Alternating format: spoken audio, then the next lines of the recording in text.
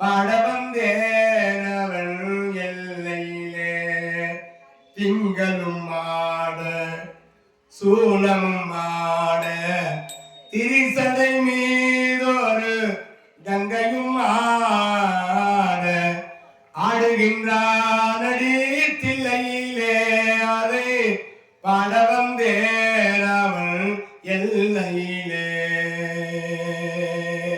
உலகெனும் மாபெரும் மேடையிட்டான் அதில் உயிர்களை எல்லாம் ஆடவிட்டான். உலகெனும் மாபெரும் மேடையிட்டான் அதில் உயிர்களை எல்லாம் ஆடவிட்டான். அசைந்திடோ மரம் செடி கொடிகளிலே அந்த அம்பலத்தரசன் ஆடுகின்றான் அடி தில்லையிலே அதை பாட வந்தேன் அவன் எல்லையிலே. தந்தையும் தாயும் போல் அவன் இருப்பான் ஒரு தந்தையும் தாயும் அவனுக்கில்லை. தந்தையும் தாயும் போல் அவன் இருப்பான் ஒரு தந்தையும் தாயும் அவனுக்கில்லை. அந்நாள் தொடங்கி இந்நாள் வரையும் அந்நாள் தொடங்கி இந்நாள் வரைக்கும் ஆடியாட்டம் முடியவில்லை. ஆடுகின்றாரடி தில்லையிலே அதை பாட வந்தேன் அவன் எல்லையிலே. பிட்டுக்கு ஏனோ மண் சுமந்தான் அவன் பிறம்படி தன்னையும் தாங்கிக் கொண்டான். பிட்டுக்கு ஏனோ மண் சுமந்தான் பிறம்படி தன்னையும் தாங்கிக் கொண்டான். மண்ணை படைத்தவன் மண் சுமந்தான் மண்ணை படைத்தவன் மண் சுமந்தான் அவன் மதுரையில் ஆடிய ஆட்டமன்றோ மதுரையில் ஆடிய ஆட்டமன்றோ. ஆடுகின்றாரடி தில்லையிலே அதை பாட வந்தேனவன் எல்லையிலே. திங்களும் ஆட சூளமும் ஆட திரிசடை மீதொரு கங்கையும் ஆட ஆடுகின்றாரடி தில்லையிலே அதை பாட வந்தேனவன் எல்லையிலே.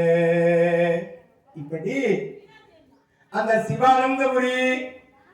சிவானந்தபுரியிலே கடற்கரையிலே அற்புதமாய் கடற்கரை மணலிலே அமர்ந்து கொண்டு சிவபெருமானும் பார்வதாதேவியோ காற்று வீசிக்கொண்டிருக்கிறது. தென்றல் காற்று, கடற்கரை காற்று.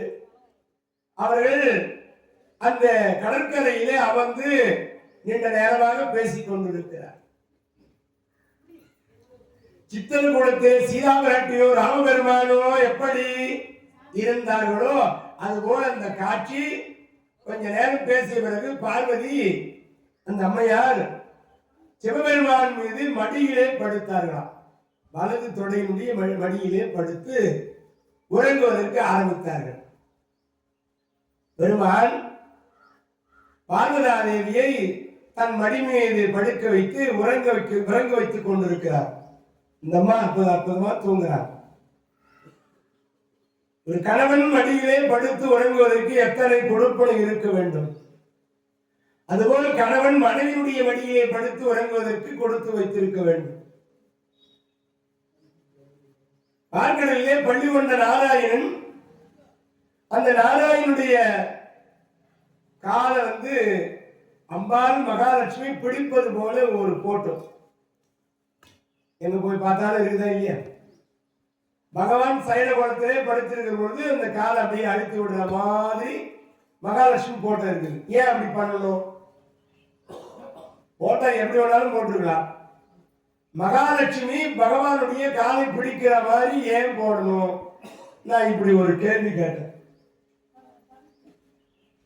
அதுக்கு ஒரு ஆள் பதில் சொன்னாரு, ஏங்க வேலைலாம் முடிச்சுட்டு ரொம்ப களைப்பா வந்து பார்த்தோம்னா பொண்டாட்டி கால் அமுத்தணும், அதனாலதான் போட்டோவில் அப்படி கீதுன்னா அதோட நியாயம்தான். ரைஸ் மில்ல கஷ்டப்படுறாங்க, வேலை செய்யறாங்க, டிரைவர் ஆகுறாங்க, வண்டி ஓட்டுறாங்க, கால் வலி அதிகமா இருக்கும், ஏர் ஓட்டுறாங்க. அப்படி ஏர் ஓட்டிட்டு வந்து படுத்தாங்கன்னா கால் ரொம்ப வலிக்கும். அதனால பொண்டாட்டி வந்து கால் அழித்து விட்டா அந்த கால் வலி கொஞ்சம் சுகமா இருக்கும், குணமாகும். அதுக்கு தானே அப்படி போட்டுக்கிறாங்க. போட்டா சாமியே மகாலட்சுமியே பகவான் காலம் பிடிக்கிற மாதிரி தான் போட்டுக்கிறாங்க. கரெக்டா தான் இது நான் சொன்னது அப்படின்னாரு. யாரும் தான் அவர் சொல்றது கருத்து தான்.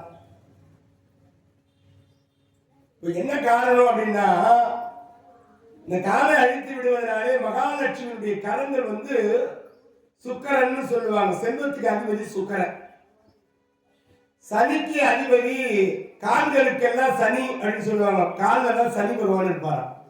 இந்த சனி அதிபதியா இருக்கிற சனி பகவானுடைய கால்கள் சனி, அம்பாளுடைய கரங்கள் சுக்கரன்.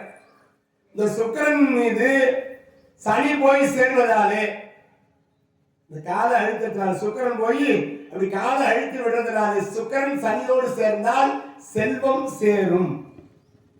திருப்பதியிலே கோடான கோடி செல்வம் சேர்ந்ததுக்கான காரணம் அந்த அம்மா சுக்கரன், பெருமாளுடைய கால்கள் சனி, அந்த கைகள் போய் பெருமாளுடைய காலை பிடிக்கிறதுனால செல்வம் பெருமாளுக்கு சேருது, கோடான கோடி செல்வம்.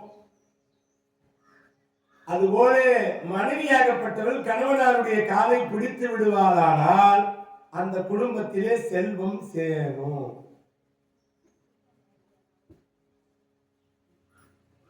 அருமையா சொன்னாருப்பா பாரதகாரு. கதை விட இதான் சரியான கதை. காலை அழித்து விடுற கதை சொன்னாரு. இனிமேல நம்ம பொண்டாட்டி ஜம்மணி காலை அழித்து விடுவா. பாரதகாரு சொல்லிட்டாரு, பணம் சேரும், செல்வம் சேரும். உண்மைதான் இது. நீங்க ஒன்னா அந்த மாதிரி குடும்பத்துல செல்வம் சேர்ந்து இருக்கிற குடும்பத்துல சோதனை பண்ணி பாருங்க.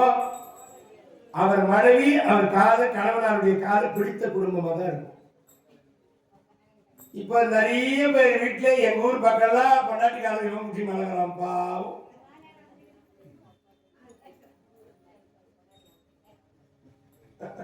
என்ன பண்ணானே தெரியலையே என் மருமோ. அவன் பொண்டாட்டியே கெதிக்கிறானே, அவன் காலையே விந்து கிடக்கிறானே, எந்த காலம் பட்டு கிடக்கிறானே. அட பாவி, எங்க பக்கம்லாம் அப்படிதான். கதையினுடைய வடிவத்தை கண்டவருக்கு பாருங்க, சிந்திச்சு பார்த்தா தெரியும். இந்த செல்வம் சேர்ந்திருக்கிற வீட்டுல மகாலட்சுமி என்று சொல்லும்படியான மனைவி பகவானாய் இருக்கிற கணவனுடைய காலை பிடிப்பதனாலே திருப்பதில் எப்படி செல்வம் சேருகிறதோ அதுபோல செல்வம் சேரும். நீங்க ஒன்னா சிந்தித்து செயல்படுத்தி பாருங்க.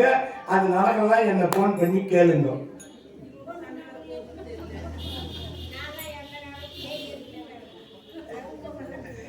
சொல்லுது பண்ணாங்கன்னா எந்த நேரம் என் வீட்டுல கேக் கட்டினே கிடங்க.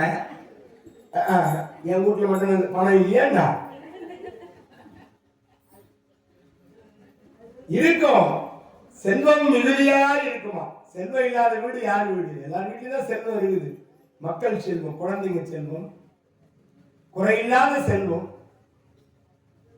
நீர், நிலம், காற்று, இந்த பஞ்சபூதத்திலே இயற்கையான இயற்கை கொடுத்திருக்கின்ற நிலம், ஏர் உழுகின்ற நிலம், விவசாயிகளுக்கு ஏற்ற நிலம் இருக்கிறது. இந்த பூமியில எல்லாம் விளங்குகிற பூமி அல்லவா? அந்த செல்வம்னு சேர்ந்தா கூட அந்த இறை வழிபாடு, அம்பாள் வழிபாடு பண்ணா எல்லாம் நமக்கு கிடைக்கும். அப்படி பார்வதா தேவியோ சிவபெருமானோ, சிவபெருமானுடைய மடியிலே அம்பாள் படுத்து உறங்கிக் கொண்டிருக்கிற பொழுது அந்த சமுத்திரத்திலே அலையானது பொங்குகிறதா, அது வலம்புரி சங்கு எழுந்து வருதாப்பா. இடம்புரி சங்கு, வலம்புரி சங்கு.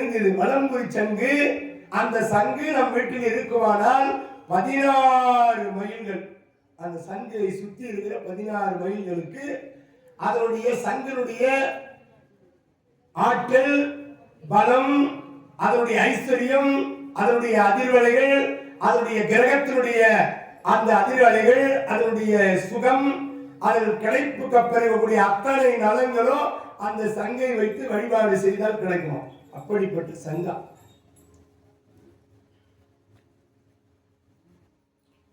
அந்த சங்கு அலையிலே மேலே எழுந்து வருகிறது. இறைவன் இந்த சங்கு பார்க்கிறாராம்.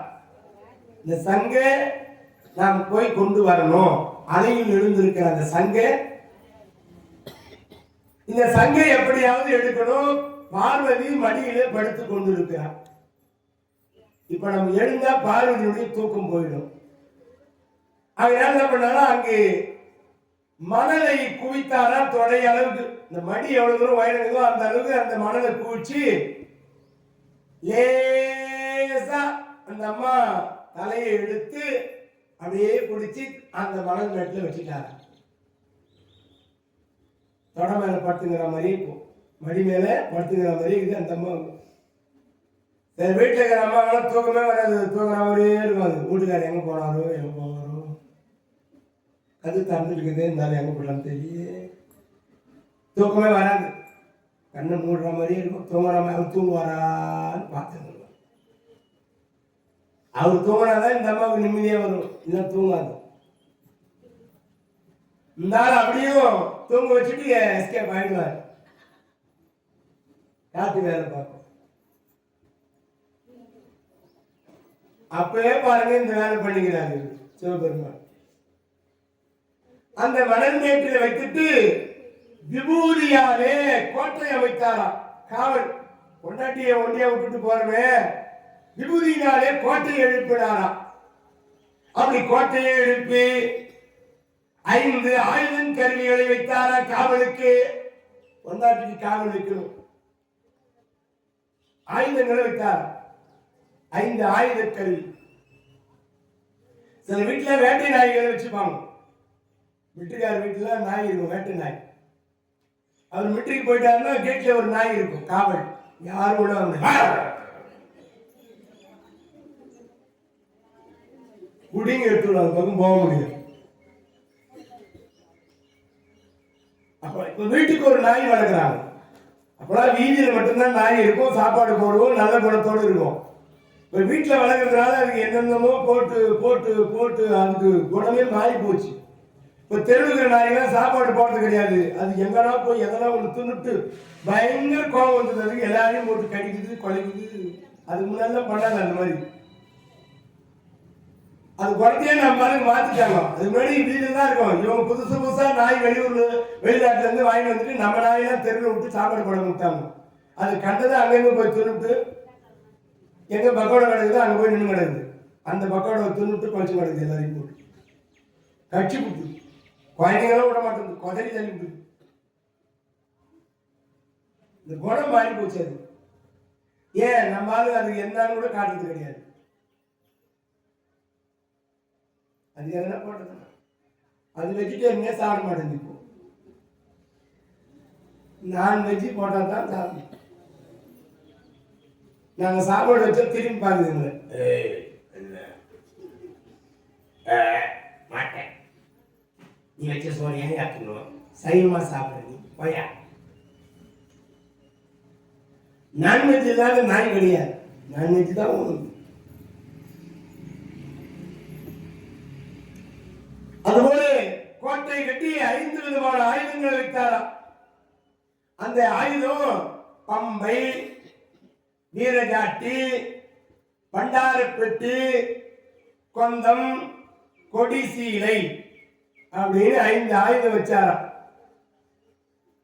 இந்த 5 ஆயுதம் இருந்தால் யாரும் நெருங்க முடியாது அப்படின்னு அந்த சமுத்திரக்கரையிலே அமர்ந்திருக்கக்கூடிய சிவபெருமான் மணல் மேட்டிலே தன் மனைவியுடைய தலை வச்சுட்டு எழுந்தாருப்பா.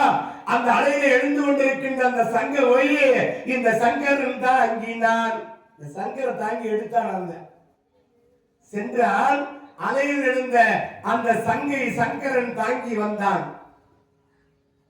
அவர் வரும்போது இந்த அம்மா எழுந்துனாங்க.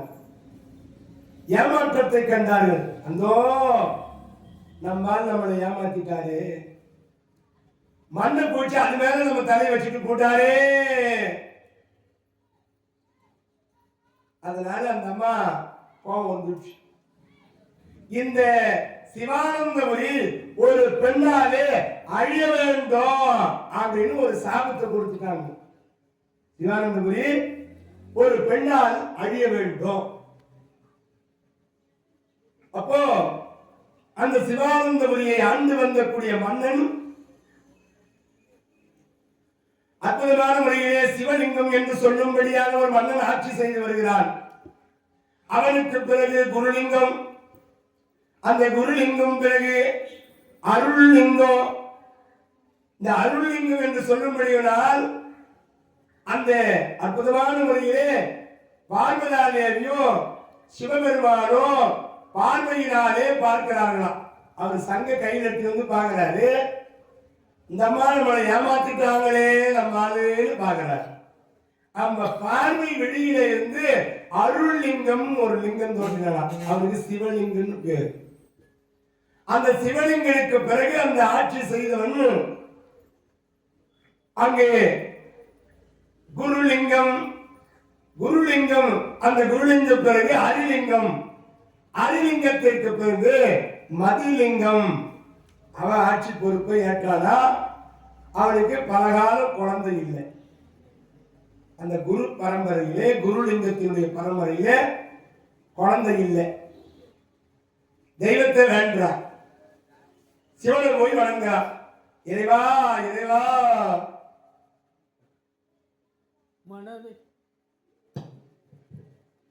மனதை பார்த்து வாழ்வு தந்தவா சிவமகேசா, மனிதநேயம் தன்னை காத்தவா சிவமகேசா, விதியை மாற்றி வாழ்வு தந்தவா சிவமகேசா, விதியை தமிழை காக்க தலைமை ஏற்றவா சிவமகேசா, சிவமகேசா. தாளை தந்ததும் தமிழ் நூலை தந்ததும் சூலை நீங்கவே புது நாளை தந்ததும், தாளை தந்ததும் தமிழ் நூலை தந்ததும் சூலை நீங்கவே புது நாளை தந்ததும், பாலை தந்துமே புது பாடல் பெற்றதும், பாலை தந்துமே புது பாடல் பெற்றதும், அது பழைய செய்தியோ இங்கு இல்லை நீதியோ, அது பழைய செய்தியோ இங்கு இல்லை நீதியோ, மனதை பார்த்து வாழ்வு தந்தவா சிவமகேசா, மனிதநேயம் தன்னை காத்தவா சிவமகேசா, மனிதநேயம் தன்னை காத்தவா சிவமகேசா. அமரர் யாவரும் அமுதம் அருந்தவே நீ ஆலம் உண்டதை இந்த நாளம் கண்டதே, அமரர் யாவரும் அமுதம் அருந்தவே நீ ஆலம் உண்டதை இந்த நாளம் கண்டதே, சமரில் சூரனை சாய்த்தமைந்தனை, சமரில் சூரனை சாய்த்தமைந்தனை விழி கனவில் எந்தையும் காலகாலனே, விழி கனவில் எந்தையும் காலகாலனே, மனதை பார்த்து வாழ்வு தந்தவா சிவமகேசா, சிவமகேசா, மனிதநேயம் தன்னை காத்தவா சிவமகேசா, மனிதநேயம் தன்னை காத்தவா சிவமகேசா. மண் சுமந்ததும் பெண் பறவை மனையிலே தூது சென்றதும் என்ன செய்தி ஐயனே, கண் கலங்குதே உன் கருணை வேண்டியே, கண் கலங்குதே உன் கருணை வேண்டியே, காசிநாதனே விஸ்வநாத ஈசனே, காசிநாதனே விஸ்வநாத ஈசனே, மனதை பார்த்து வாழ்வு தந்தவா சிவமகேசா. மனிதநேயம் தன்னை காத்தவா சிவமகேசா. சிவமகேசா. சிவன் பார்வதியால் உருவாக்கப்பட்ட அருளிங்கத்திற்கு சிவலிங்கம்னு பேரு. அந்த சிவலிங்கத்திற்கு பிறகு குருலிங்கம் ஆட்சி செய்தான் அந்த சிவானந்தபுரியை. அதன் பிறகு அரிலிங்கம், அரிலிங்கத்திற்கு பிறகு மதிலிங்கம் என்பவன் ஆட்சி செய்து வருகிறார்.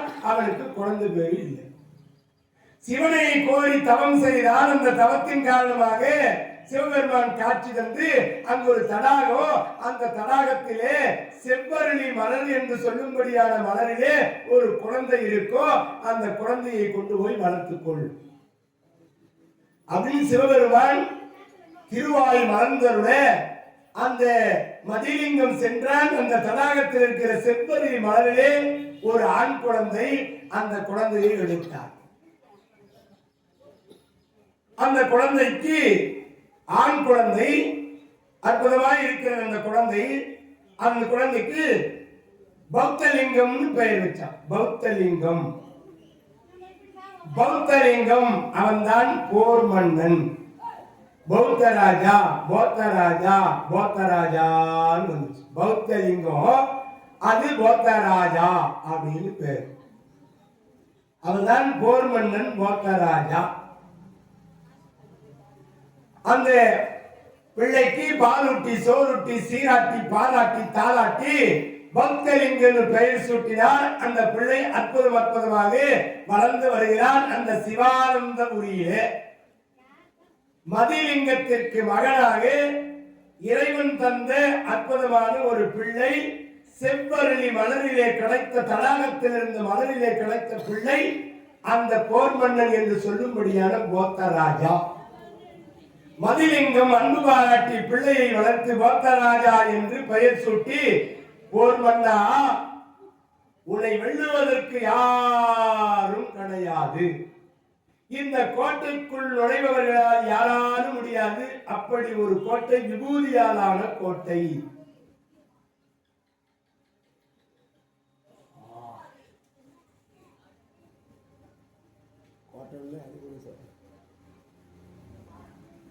அந்த விபூதியாலான கோட்டை. இந்த கோட்டையிலே பூஜை அறையிலே 5 பொருட்கள் இருக்கிறது, போர்க்கருவிகள். இந்த போர்க்கருவி இருக்கின்ற வரையிலே உன்னை வெள்ளையாட முடியாது. வீரபம்பை, வீரஜாட்டி, பண்டார பெட்டி, கொந்தம், கொடி சீலை. கொந்தம்னா வீச்சு ஆள், இந்த வீச்சருவா அவர் கையில் இருந்து பாருங்க, இந்த ஆயுதம். இந்த 5 போர்க்கருவிகள் இருக்கிற வரையிலே இந்த நாட்டை யாராலும் வெல்ல முடியாது. பூஜை அறையிலே வைக்கப்பட்டிருக்கிறது. போர்மன்னா பௌத்த ராஜா, நீங்க நல்ல ஆட்சி புரிய வேண்டும், யாருக்கும் கொலை இல்லாத ஆட்சி புரிய வேண்டும். ஆனால் பெண்ணை பார்க்க கூடாது. ஒரு பெண்ணாகப்பட்டவளை நீ பார்த்தால் பெண்ணால் இந்த சிவானந்தபுரி அழிய நேரிடும் அப்படின்னு சொல்லியாச்சு.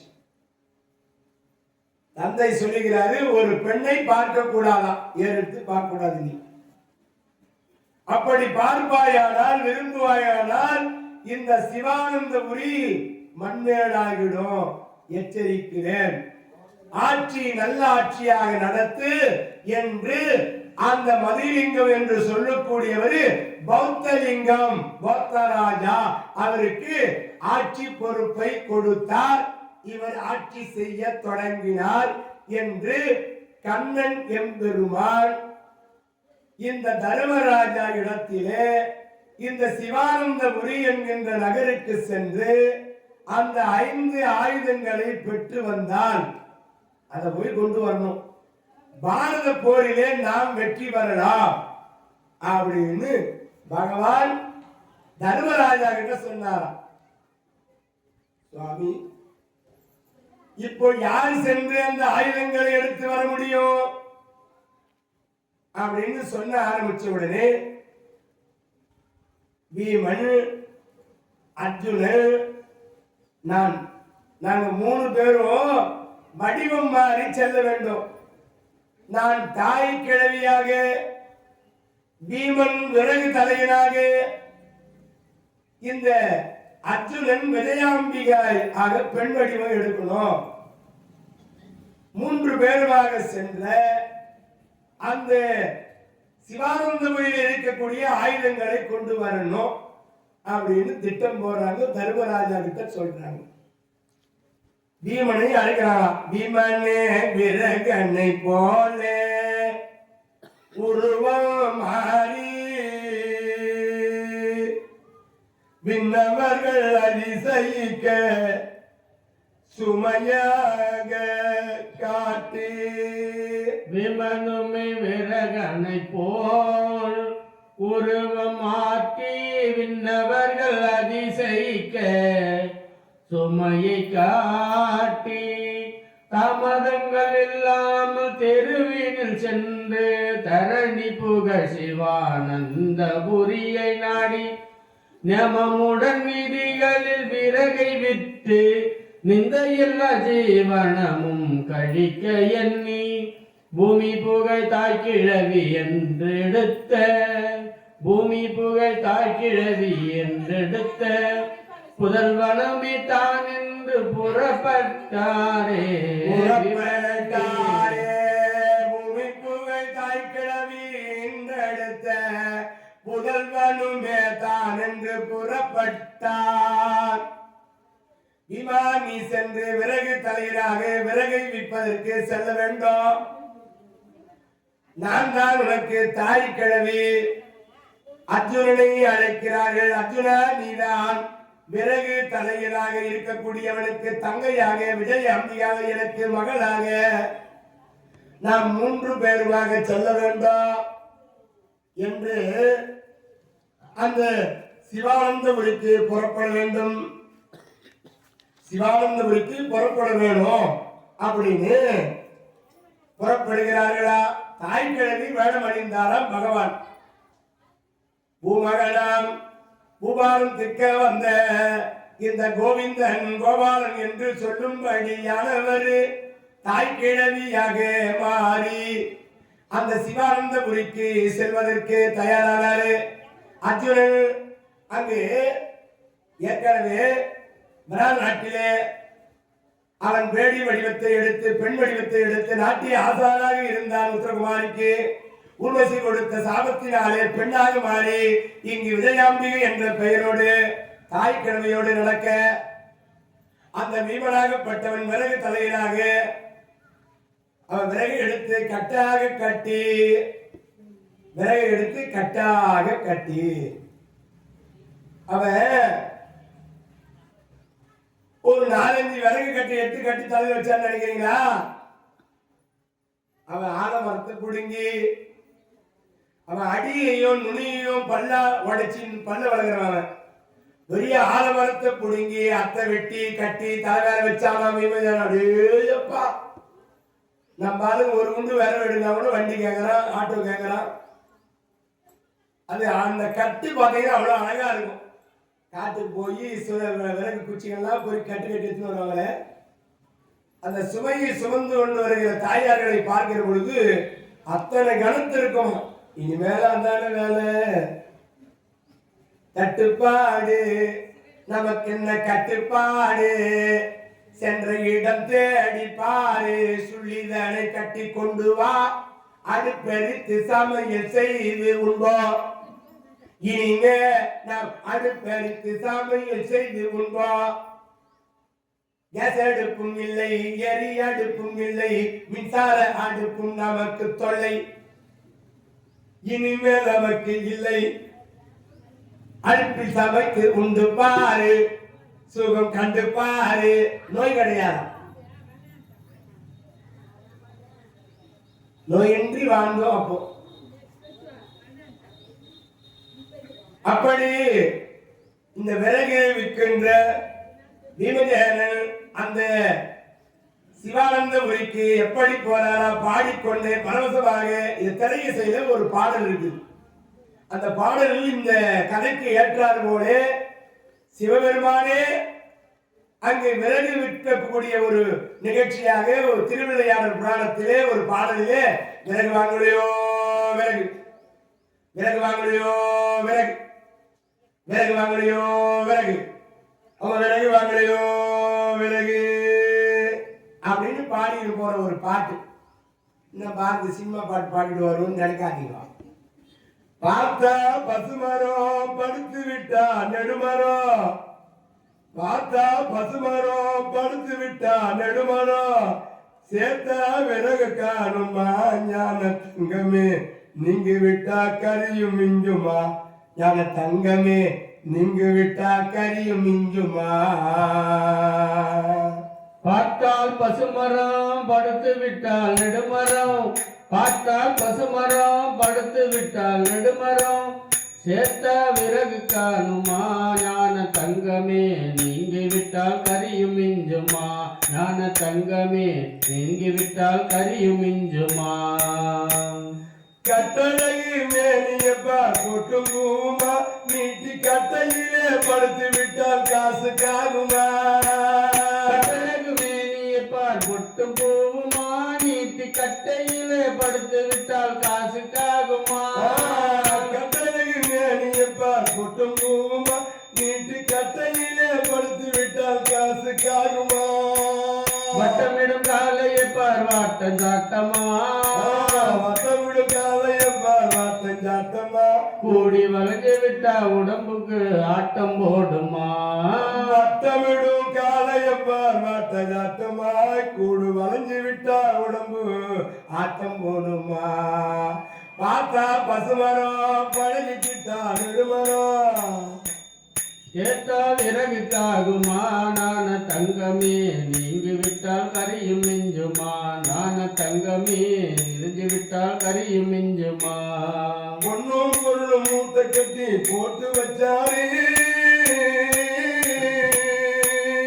பொன்னும் பொருளும் மூட்டை கட்டி போட்டு வச்சாரு, இவரு போன வருஷம் மழைய நம்பி வித விதைச்சாரு, போன வருஷம் மழைய நம்பி வித விதைச்சாரு, எட்டு கணக்க மாத்தி மாத்தி எழுதி வச்சாரு, போட்ட கணக்க மாறவில்லை போய் விழுந்தாரு, ஈச போட்ட கணக்கு மாறவில்லை போய் விழுந்தாரு.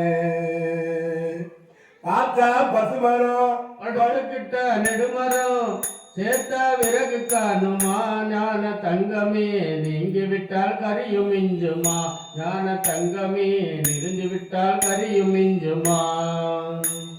அறுவதைய முடிக்கும் முன்னே விதைகளாகுமா, அட ஆண்டவனே உன் படைப்பில் இத்தனை வேகமா, அறுவடைய முடிக்கும் முன்னே விதைகளாகுமா, அட ஆண்டவனே உன் படைப்பில் இத்தனை வேகமா. அறுவதைய முடிக்கும் முன்னே விளைத்தலாகுமா, அட ஆண்டவனே உன் படைப்பில் இத்தனை வேகமா. 10 பிள்ளை பெத்த பின்னும் 8 மாசமா, 10 பிள்ளை பெத்த பின்னும் 8 மாசமா, 10 பிள்ளை பெத்த பின்னும் 8 மாசமா. இந்த பாவி மகனுக்கு எந்த நாளும் கர்ப்ப வேஷமா, இந்த பாவி மகனுக்கு எந்த நாளும் கர்ப்ப வேஷமா. பார்த்தா பசுமரம் படுத்து விட்டால் நெடுமரம், சேர்த்தா விறகு காணுமா ஞான தங்கமே நீங்கி விட்டால் கரியும் மிஞ்சுமா, ஞான தங்கமே நீங்கி விட்டால் கரியும் மிஞ்சுமா. ஞான தங்கமே நீங்கி விட்டால் கரியும் மிஞ்சுமா. ஓ விறகு வாங்கலையோ விறகு வாங்கலையோ விறகு, ஒவ்வொரு வீதியா வீமகேனு கருப்பான உடம்பு, கருத்த பெருத்த தடித்த உடம்பு வீமகேனு.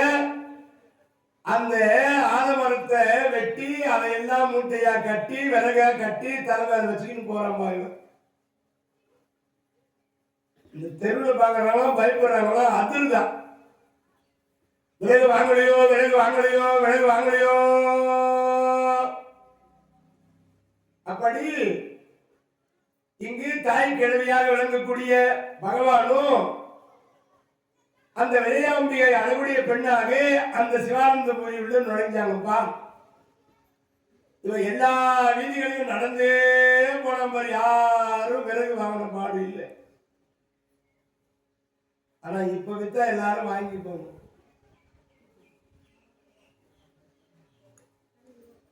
அங்க யாரும் வாங்கின பாடு இல்லை. பெண்கள் இல்லாத ஊர். முன்னாடி இருந்தாலும் வேலை ஆகும், வேலை இது வந்தாலும் பொருள் விற்க முடியும். அந்த சிவானந்தபுரியிலே பெண்கள் இல்லாத ஒரு நகரமா சிவானந்தபுரி. இறைவனுடைய அருளாலே சிவலிங்கம், அதன் பிறகு குருலிங்கம், அரிலிங்கம், மதிலிங்கம் எல்லாம் தெய்வத்தினுடைய சக்தியினாலே பிள்ளை பிறந்தது. மதிலிங்கத்திற்கோ பிள்ளை ஒரு அற்புதமான மலரிலே இருந்து போத்தராஜாலிங்கம் அவர் லிங்கமா கிடைச்சாரு. பெண்கள் இல்லாத இறைவன் அருளால் கிடைக்கப்பட்ட ஒரு நகரத்திலே பெண்கள் இல்லாதனாலே வியாபாரம் ஆகல. பிறகு யாரும் வாங்கின பாடில்லை. வீமநாதன் முடியல விறகு தலை என்று பேர் அவருக்கு. அந்த விபூதியாலான மதில் சுவரு பாட உயரமான மதில் சுவர். அந்த மதில் சுவரத்து மேல போய் இவனால முடியல, யாரும் வாங்கல. அந்த கோட்டை மதில் சுவரத்து மேலே விறகை இறக்கி அது மேல அப்படி சாத்துறாரு.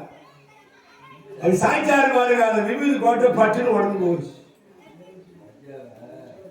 காவலர்கள் பார்த்தார்கள். நேரா மகாராஜா மகாராஜா மகாராஜா யாருமே தெரியல. மொத்த கருப்பா கட்டையா தூளமாட்ட இருந்தா அவன் கொண்டு வந்த விறக இந்த விபூதி கோட்டை மேல சாத்தனா அது எல்லாம் இடிஞ்சு போச்சு. தன் காவலனே உக்கிரபானு, காவலன் பேரு போத்தராஜாவுக்கு காவலன் பேரு சேனாதிபதி. அந்த சேனாதிபதியான உக்கிரபானுவை அனுப்பி வைக்கிறாராம் சண்டைக்கு. மன்னன் போர் மன்னனுமே அழைத்த தான தான சேதி. மன்னன் போர் மன்னனுமே அழைத்த சேதி அதி விரைவாய் தூதர்கள் அழைக்க கேட்டு சிரசுதனில் நவரத்ன மகுட மன்ன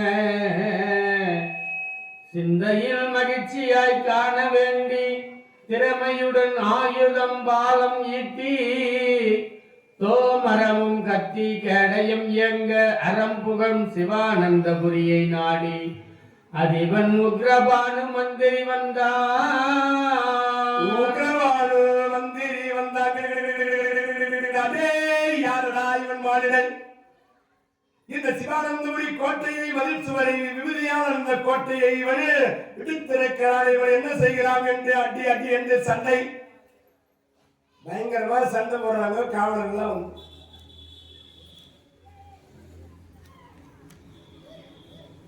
அத்தனை பேரையும் வீமம் பார்க்கறான். அடி புரட்டி போடுறான். பட்டார் பட்டார் பட்டார் பட்டார் பட்டார் பட்டார் பட்டார் அடிக்கிறான். கை கால்களை பிடித்து சுழற்றான். வீமஜானுக்கு கோபம் அதிகமா போச்சு. வெயில்ல வந்த அந்த கலைப்பு அவனே ரொம்ப வேதனையாகிறான். விறகு விற்கலையே அப்படின்னு வேதனையோட அத்தனை பேரும் அடித்து தும்சம் பண்றான்பா. இந்த உக்கிரபானு வந்தான் பாருங்க, அந்த போர் மன்னன் போத்தராஜாவுடைய காவலன். இந்த மதிலிங்கம் என்று சொல்லும்படியவன் போத்தராஜாவுக்கு அப்பா. இவன் காவலன் உக்கிரசேனன் சேனாதிபதி வந்து தோல்வி அடைகிறான். இவனும் வேகமா வந்து அடிச்ச அடியிலே அவனும் தோல்வி அடைஞ்சான். அதை கேள்விப்பட்ட உடனே இந்த விறகு தலையணை காண போர் மன்னன் போத்தராஜாவே வரம்பா சண்டை போறதுக்கு பீமுகிட்ட. உக்கிரபானு தோல்வி அடைஞ்சிட்டா. மகாராஜா இளவரசே, அவன் யாருன்னு தெரியல. அவன் அடித்த அடியை என்னால வாங்க முடியல. அவன் தும்சம் பண்றான் எல்லாரையும். அவன் மூச்சு காத்து கை காத்து பட்டாவே எட்ட போய் வீராங்க நம்பாருங்க. அவ்வளவு பெரிய பலசாலிங்கிறான். அப்படியா என்று போர் மன்னன் போத்தராஜா விளங்கக்கூடியவரே வராராமா வீமங்கிட்ட சண்டை போறதுக்கு. விறகு தலைங்கிட்ட சண்டை போறதுக்கு வரான். தரணியோர் என்னை கண்டால் தயங்கிய மயங்கி விழுவார். தரணியோர் என்னை கண்டால் தாங்கிய மயங்குவார்கள். விறகனே நீதான் கற்ற வித்தையை என்னிடத்தில் திறமையை காட்ட வேண்டாம். சிதறவே பானத்தாலே கரங்களை ஒன்றாய் சேர்த்து இடு என்று அதே உன்னை என்ன செய்கிறேன் பாரடா என்று போர் மன்னன் போத்தராஜா அந்த பௌத்தலிங்க வருகிறார் சண்டை செய்கிறார். நீண்ட நேரமாக கரங்களோடு கரங்கள், புஜங்களோடு புஜங்கள், தோள்களோடு தோள்கள், கால்களோடு கால்கள், தலைகளோடு தலைகள், அட்டே அட்டே அட்டே அட்டே அட்டா அட்டா பட்டா பட்டா பட்டா தட்டா தட்டா தட்டாரு ஆரடாவுக்கபானு அரண்மனை தன்னில் இப்பா பாரடா சத்தம் என்ன பதில் என குறைக்க வேண்டும். பேரடி இடித்தார் போல பெருமதில் இடிந்ததென்ன சீரதாய் விரகன் தன்னை சிறை தன்னில் அடைத்து வாரான். உன்னையே அடித்திருக்கின்ற அவனை விட மாட்டேன் என்று இந்த பௌத்தலிங்கம் என்று சொல்லும்படியான போத்தராஜா அந்த வீமனை போய் அடித்து கட்டி பாதாள சிறையில கொண்டு போய் இந்த போத்தராஜா பீமன் அடிச்சு கொண்டு போய் பாதாள சிறையில போட்டார்.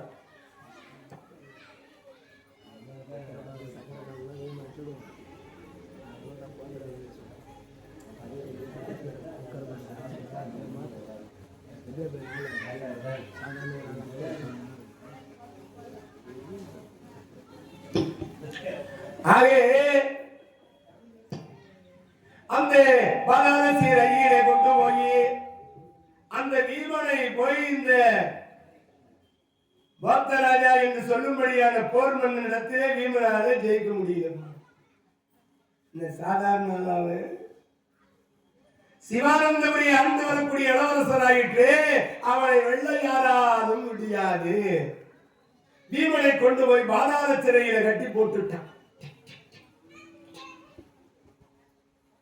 இப்போ தாய் கிழமையா இருக்கிற பகவானும் விஜயாம்பிகை இருக்கிற பெண்ணும் இப்போ மகனை தேடி அலைகிறாங்க. என் மகனை பார்த்தீங்களா? அந்த ஒவ்வொரு தெருவா தேடின்னு வராங்க. அந்த அம்மா தாய் கிழமையா பகவான் வந்துகிறாரு. அழுது கொண்டே வருகிறார்களா? ஏண்டி விஜயாம்பிகா தாயாரோ தாய் கிழவியோ அழைத்ததோடு தையலாலே தாயாரும் தாய்க்கிழவி அழைத்ததோடு தையலால் விசையம்பால் காதில் கேட்டு நேயமுடன் ஆய மகன் தனை நினைந்து நிகரிலா பட்டாடைதனை அணிந்து காயாம்புவதன பிரகாசியான காரினைமார் இருபுறமும் சூழ்ந்து நிற்க சாயலுடன் நடை நடந்து சபையை நாடி தாகியர்கள் புடை சூழ வருகிறேனே என்று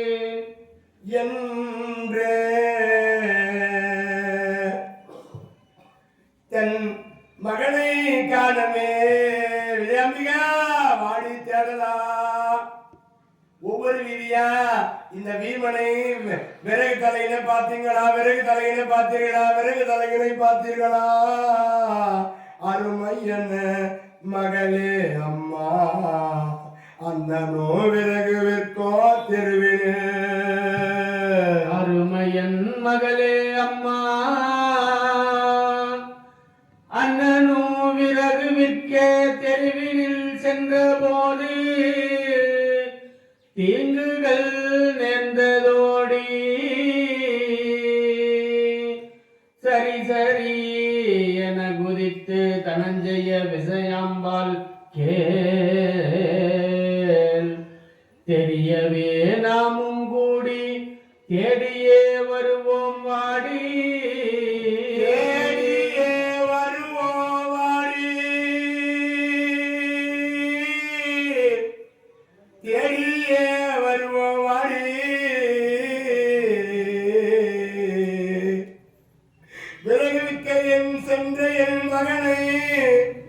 இந்த சிவானந்தபுரியில காணவில்லையே. அந்தோ யாராவது பாத்தீங்களா? என் புள்ள திண்டிவனம் பக்கமா வந்தானா? வா அத்தனூர் பக்கமா வந்தானா? என் பிள்ளைய காணலே.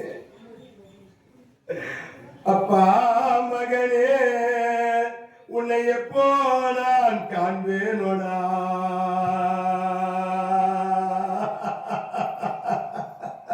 அப்பா மகனே உன்னை எப்போ நான் காண்பேனடா. அருமையாய் வந்தோதித்த கண்ணனியே எந்த விறகு தலையா